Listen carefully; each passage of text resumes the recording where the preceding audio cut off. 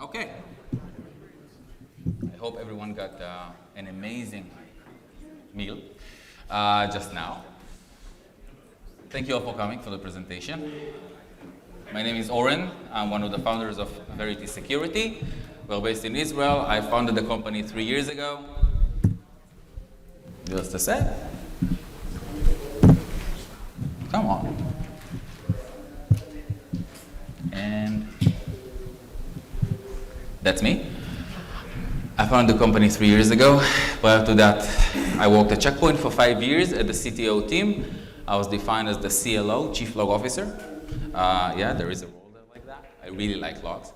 And before that, I worked for the A200 unit for 14 years. I've done offense most of my years, and then moved to defense. So I've started in 2003, I think, before the title Cyber was with us. The idea of the presentation, they've told me up front, do not speak about Verity. You're not allowed to put the logo, and it's not a marketing fluff. So the goal here is to show you actions that you can take, examples that you can actually take a screenshot or a screen, like a picture in the middle, and take it to your teams, but maybe to open their mind a bit on remediations.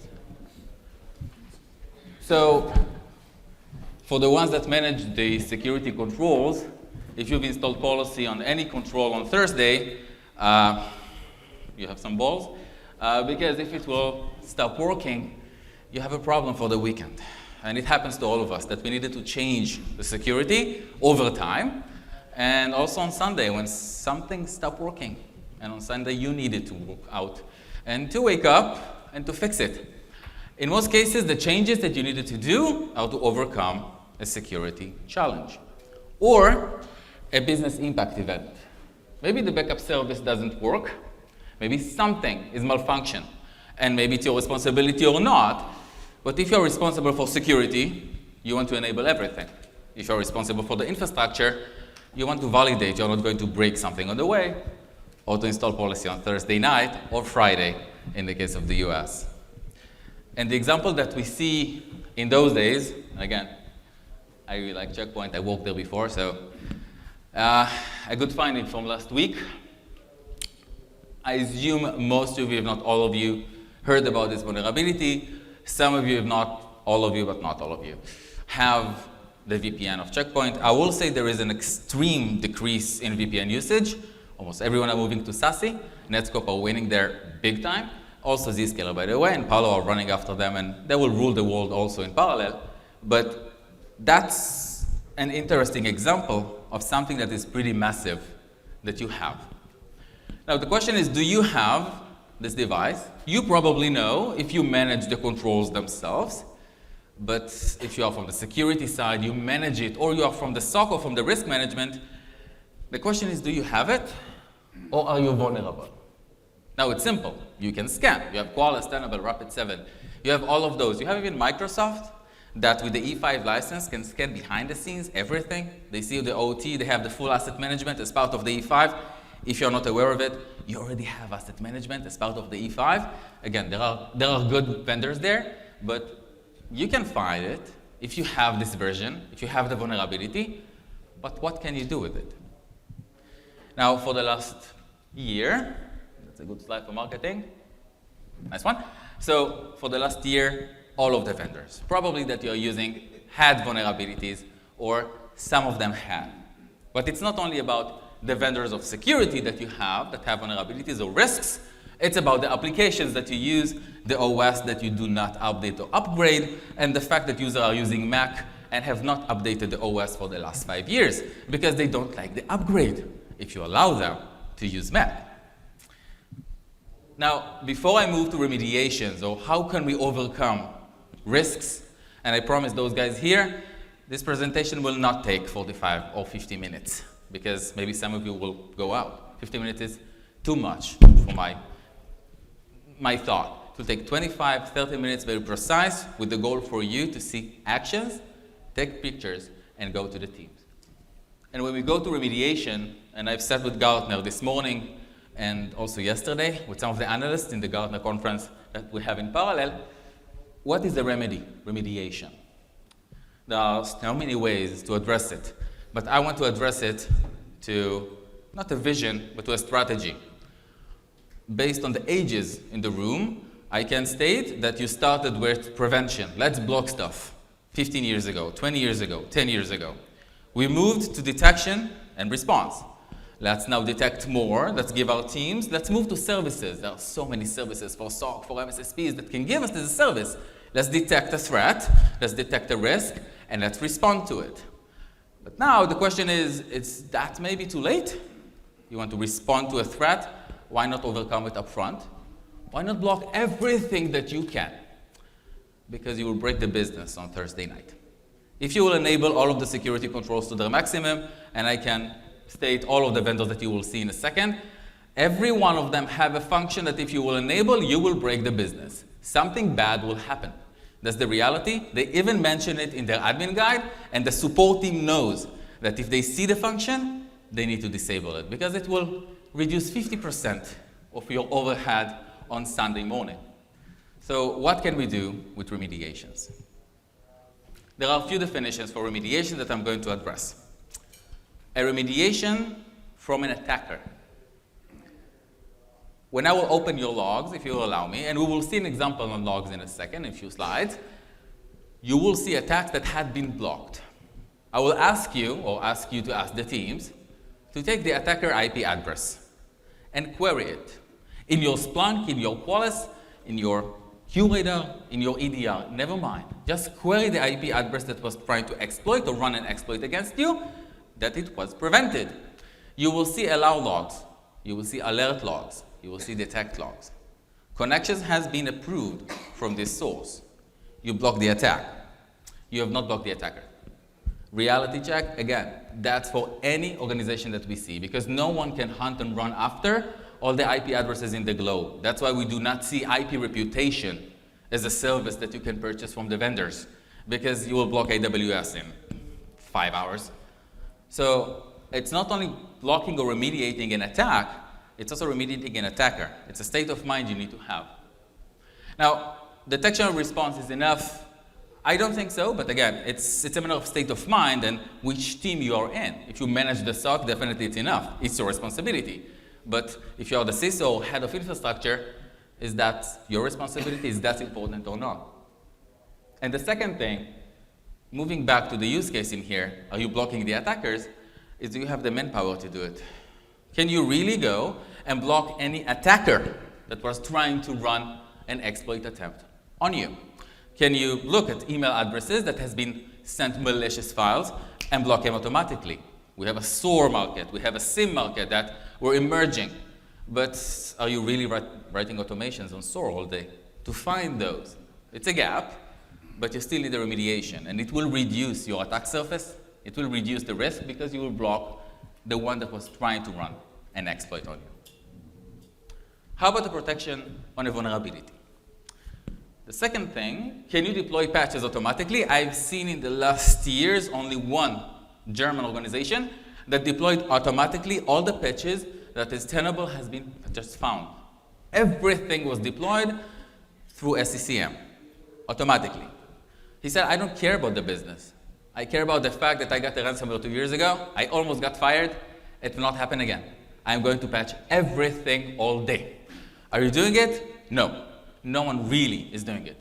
If you have a small business or a big and a major business with multiple applications that need to be up, you have a process. Open the ticket from risk management, and then you need to go to the lab, or then someone needs to check, and then you need 2 approvals, and then you get Equifax.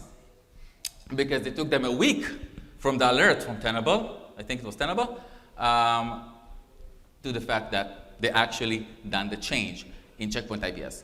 That's based on what has been published. You can search on Google on that. But the attackers used it 2 days after the vulnerability was found. That was 2017. It's the same world today. Same problem, same challenge. Do you patch automatically? And that's not enough, again, because you're not doing it. There's always hardening is enough. Probably 80% of you have Intune as part of the package of Microsoft, because all of us have Microsoft tools, or SCCM, or BigFix, or one of those. Because you need to run a patch management process. You are responsible for it, or someone else is responsible for it. You manage it, or you actually work with the tools, What you can tell is that it's very hard to work with those tools.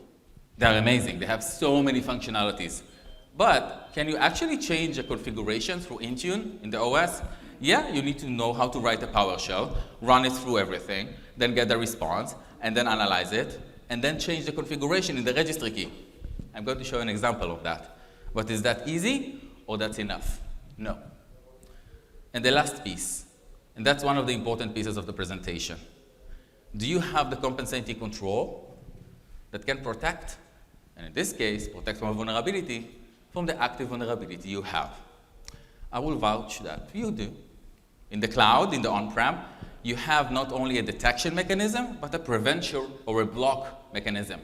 OS, EPP, EDR, firewall, WAF, IaaS, and then we can go to the native cloud.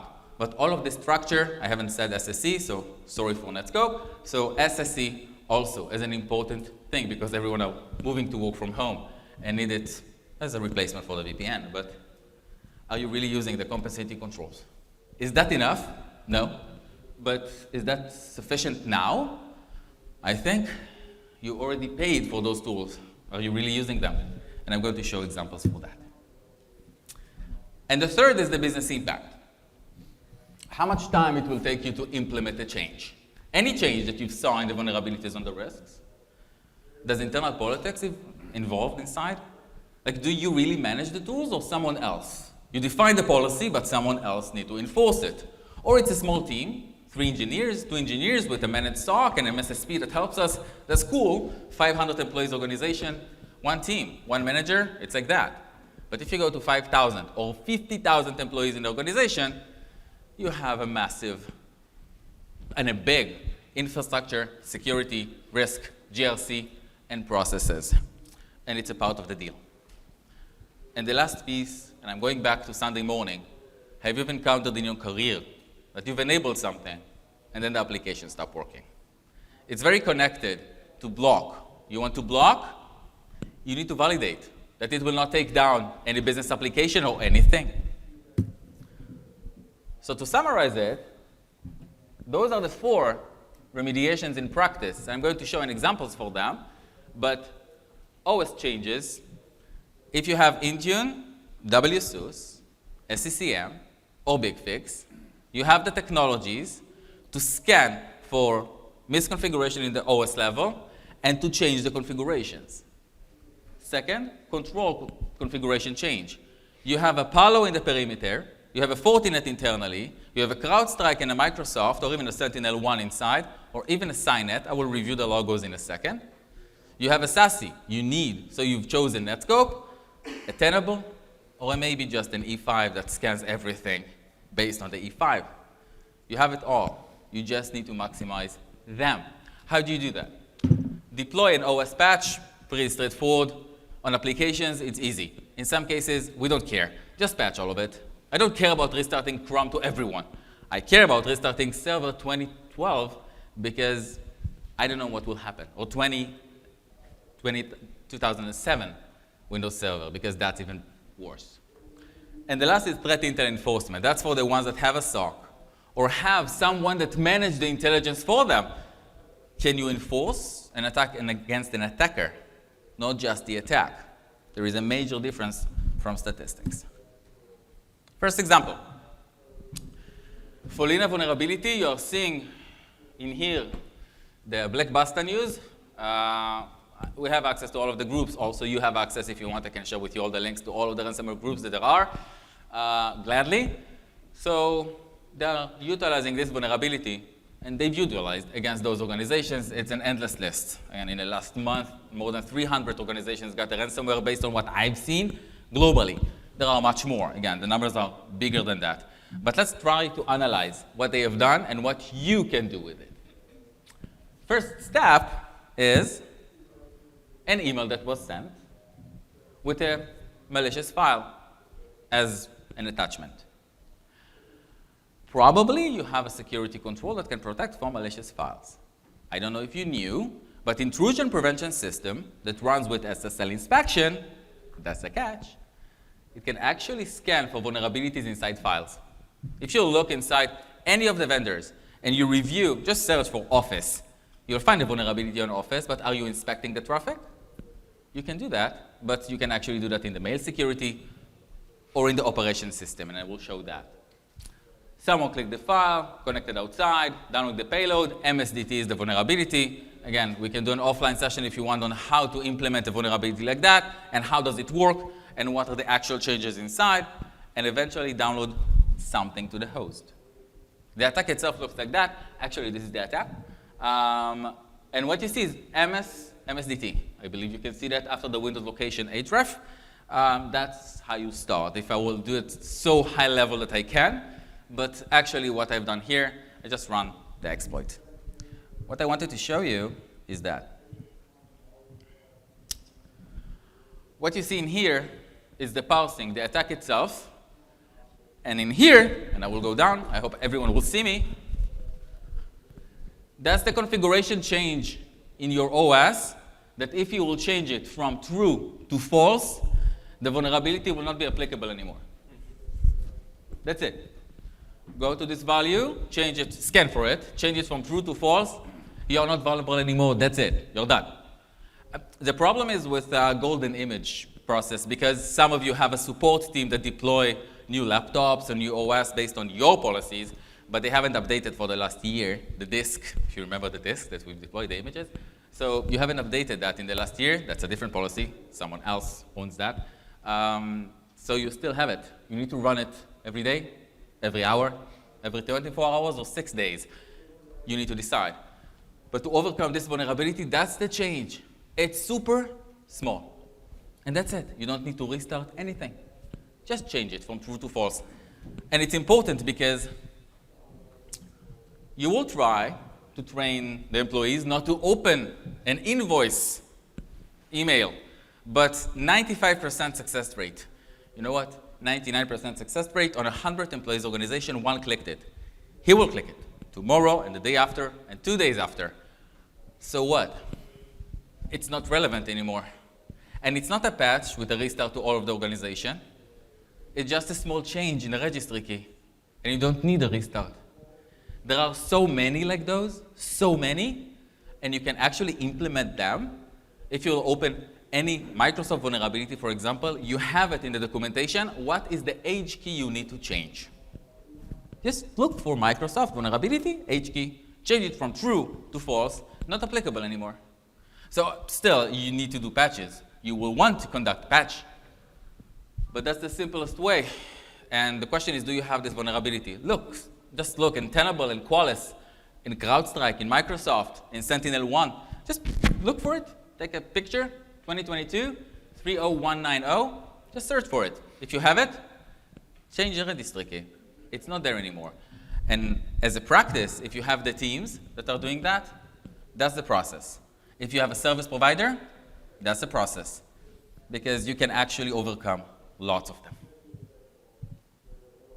Next example.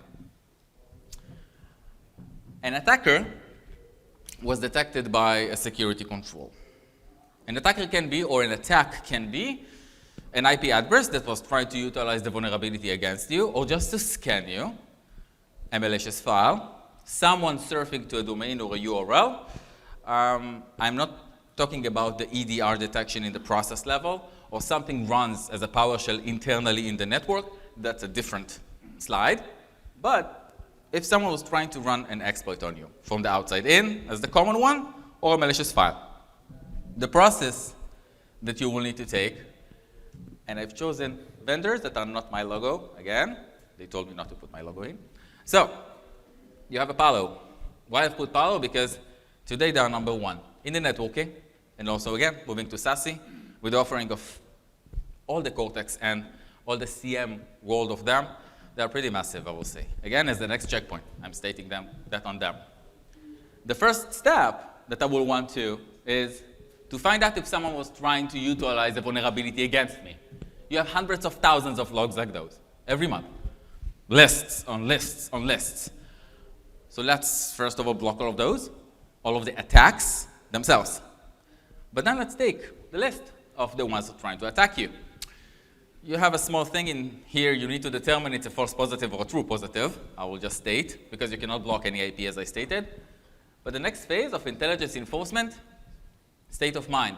It's not only in the Palo. Because maybe someone was trying to go through the Palo, but he will try to go through another path. You have other vendors in the organization. Just a WAF. You have an Akamai. Go to the Akamai and enforce there. That's one of the things.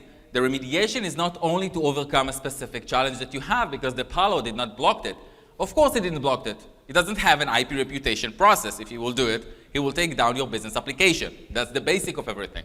We don't want to take down the business on Thursday night.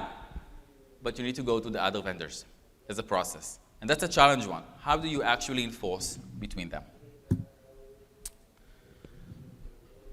I will state that there are a lot of players in the area. When eventually the collection of data is the unique thing that I will want you to focus on. All of you or some of you have a SIM or integrated with a SIM or have a service with a SIM or pay to Splunk gazillion amount of dollars. Like some of you or all of you have encountered that in your past. If you did, you know that you are collecting the logs. But as those SIMs are collecting the vulnerabilities, no. You need to write an application or go to the owner of the application and add the application itself. Does this specific SIM collect the controls configurations themselves? The OS, does it collect it? Lots of data. You need to analyze it. It doesn't. You need to write down those processes by yourself in lots of the cases. And last but not least is the topology. I need you to take as a recommendation on remediation that everything is related to the following question. Who is protecting whom? That's it. If we can find who, which security control, protect the vulnerable host, we're 90% on the way. We just need to go to the control and change something, and that's it. But who is protecting whom is an important process. That's the topology. That's your infrastructure team probably knows. But as the security team knows, what are the configurations that are protecting those hosts? That's a challenge that I believe that you should solve. Eventually, the remediations should be taken across the controls that you have, that I've mentioned before. You have those controls in place, so why not? The example, and I will move on in a second, but the example that I've shown on the checkpoint vulnerability, we have a partner that we're working with. I will not state his name, but one of the things that he saw, and we also saw that, a massive exploitation attempt on the vulnerability of checkpoint from last week. Happens to Fortinet, happens to the Connect of Palo, happens to Ivanti, happens to everyone. If I will focus on the VPN for a second. You saw the timeline. One of the things that they have done, they said, okay, I've seen the exploit attempt. Can the vendor actually find all the types of exploit attempts? Again, the attacker tried to run checkpoint exploitation on a VPN. It was blocked successfully. The question is, does the attacker have the ability to tune the attack? I will tell you that he does. So if he can tune it, going back to blocking the attacker and not only the attack. I wanted you to take the action items or the discussions inside the organization, what is missing. If you will try, take 2 days and practice on blocking the attacker and not the attacker and not the attack, you will see a rise, crazy rise in blocks. You will block like hundreds of thousands of attacks with no detection. There is no vulnerability there. Why? We don't know. The attacker was trying to do something. Maybe the vendor cannot tell. That's why there are multiple vendors. That's why they are in a competition. Each one can find something a bit different. So that's why you need to block the attacker. And not only the attack, that's the remediation you will want to take. And as the example, and I can take each and one of the vendors that you will see in 2 slides from now, but I want to talk about the simplest remediation or misconfigurations that you probably have. And for the checkpoints that are in the crowd, or I've met you, some of you in the CPX in Vegas a few months ago, this is a live example that you will find in so many cases, in Checkpoint and also in others. It will just look a bit different. In Checkpoint language, it's called a blade. Like 25 or 30 years ago, it was a physical blade. They took the noun and they said, okay, blades of technologies. They've developed it over the years. There is a full story behind it. And the first question is, I have a firewall. I want to enable all of the blades, all of the technologies. Intrusion prevention system, antivirus, anti-bot, that is anti-malware, that is anti-phishing. I want to enable threat emulation, threat extraction, that's a CDR and a sandbox. There are so many modules, application control, URL filtering. I will go to the gateway object, to the firewall, NGFW, NGTX, again, so many names, and I will check the boxes. Let's enable it. That's what your team has done. The first question will be, inside tab number 8 from below, the IPS, if you see the IPS, a small one, there is a small checkbox. It says IPS on the left, and then in the middle, there are 2 areas you can check. The first one says, according to policy. The second one says, detect only. You wanted to enforce something, but in detect only. Why? You will work on the policy for 2 years. It will still be on detect only. That's the reality. You've just done an you've taken a configuration and you've just done an exception on the configuration from another place. There are 6 places you can do that. 1, you've enabled it. 2nd, you created an exclusion. 3rd, you've enforced it in the rule base. If you go to a Fortinet, you have 20,000 rules because it works differently. If you go to a Cisco, if you go to a CrowdStrike, definitely works differently. You have 5 policies or 5 profiles. It works differently with the 49 buttons you have with CrowdStrike. There is one you should not enable. You can come to me after and I will tell you which one because I don't want to tell something like that on the stage, but one that you should not enable. But again, you wanted to enable, then you've disabled it or you put it on detection, you put it on the rule base. And then you went into the profile. In this case, prevent, detect. It looks good when the infrastructure team will show you, yeah, I'm preventing in the policy. With the PS, professional services, you pay $1,500 a day to someone to deploy everything in your environment, not regard to the vendor that you have. Everything is good, screenshots, summary, you still have the checkbox. And inside the exclusions, he chosen to take the IT department and put a full exclusion. Why? Because they need to work. We cannot stop them from working, right? So you have the entire organization with an exclusion somewhere inside, that's a misconfiguration or something that will not allow you to remediate anything. You will just detect all the time. And you have a full exclusion on the IT team. That's a problem. Now, a GRC process will not assist. The GRC process will not go in. Because eventually do you have the tool? Is it configured correctly? Of course it's configured correctly. I've opened the profile. It's based on the configuration the vendor told me to do. I paid $1,500. Yeah, but there is a small checkbox on the way. And the last piece, and that's something that if someone have checkpoint in the audience, please go to this checkbox and take it off. Inside, in this case, checkpoint environment, there is a feature called staging. Staging means we don't care what you want, we will do detection forever. That's what that means. I was on the days at Checkpoint when they've added this checkbox. I went to the director and to my VP. I said, that's a disaster. Like if someone will check it out, that's bad. They released one version which checked it for everyone. That's bad, and they went back, but just check it if you have a checkpoint. Again, each vendor have its own shtick that I can give you, of course, and we can sit down for an hour on each vendor. But if you have a checkpoint firewall, IaaS, on-prem, as a service, or someone giving you a service, staging. Please check it out, not in, because this is a misconfiguration that will eventually, no one cares about the remediation you will try to do. It will not work. And the last example I'm going to give. When you analyze the logs, there are things that you need to have a look at. All of those logs are in block mode. The blue color state it was prevented by the intrusion prevention system. There is a change you should do in the columns, but never mind. But that's the content of the log. Checkpoint have 1,472 fields in their logs. Palo have almost the same, and CrowdStrike, that's crazy. They've won. But what you see in here is an important field that you probably have, again, in most of the vendors, the resource field. And again, it's an example. You should take it. It's some of the processes that should be taken inside the organization itself. In this field, there is an IP inside. This IP is where the malware will the attack will go to download the malware.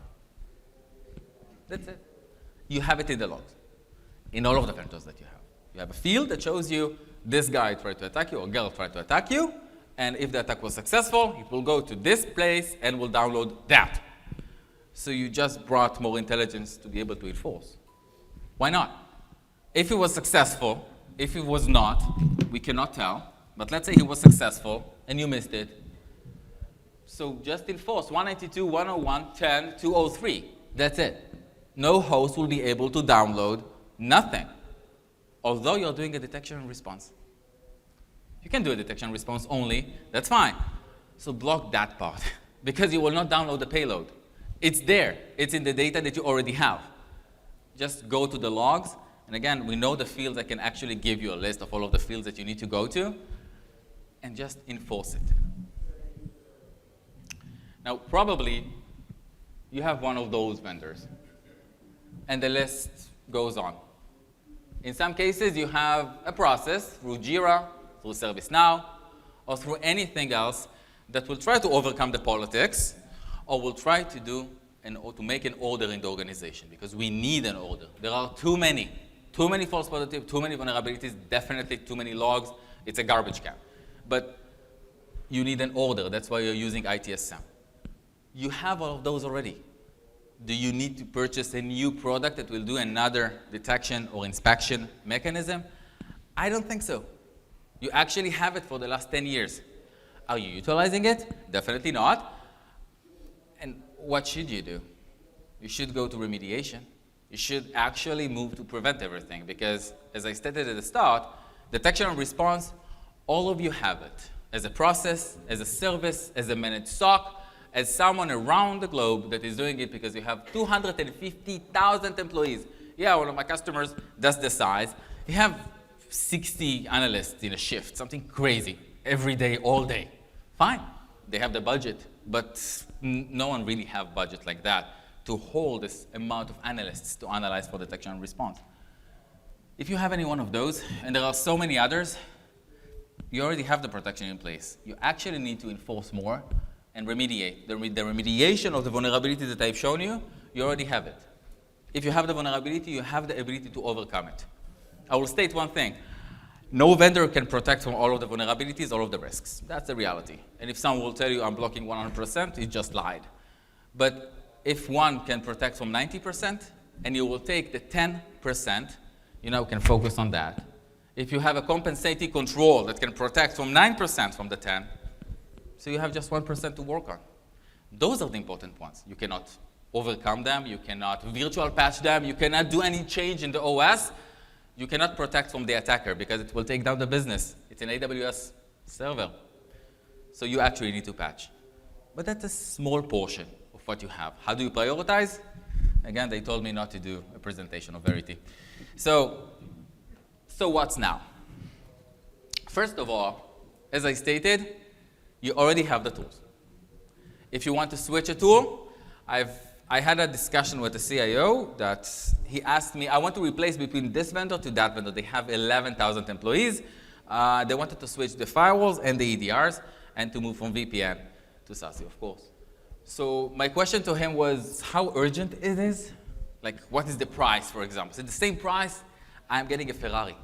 Now I'm with a small Ford, I'm getting a Ferrari. So yeah, you have 11 engineers on the small Ford. You need to hire 20 engineers on the Ferrari now.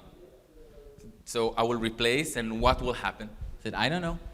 Or you need to fire all of those guys or girls, or you need to train them for 6 months. So you'll have something in between.